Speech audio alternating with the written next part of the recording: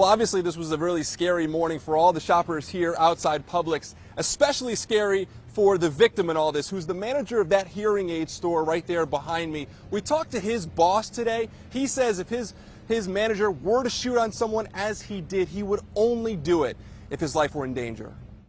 And I said, what the heck is going on? And Deborah Smith was out for her morning walk when she heard a rare sound in this normally quiet Publix parking lot. I got over here to the stop sign and I heard a lady screaming out in the parking lot. A would-be carjacker armed with a gun was trying to make a getaway. Deputies say he tried carjacking 4 different people with no luck. Fortunately, those victims had their car doors locked, and the suspect then went on to trying to get into some of the local businesses. Once again, he can't get in.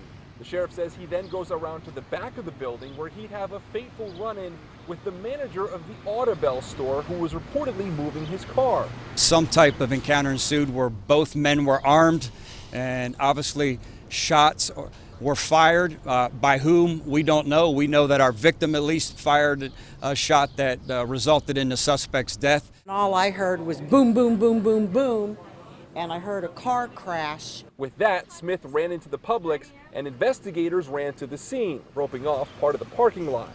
He's traumatized. Mike Wheeler owns the hearing aid shop and calls his manager, quote, a level-headed guy without an ounce of malice in his body. Good person. For this to happen, he had to be in fear of his life. And I understand that there was a gun in his face, and I mean, at that point, it's time to defend yourself. Deputies haven't charged that manager and say he does own his gun legally. The other guy has a long rap sheet with multiple felony drug arrests.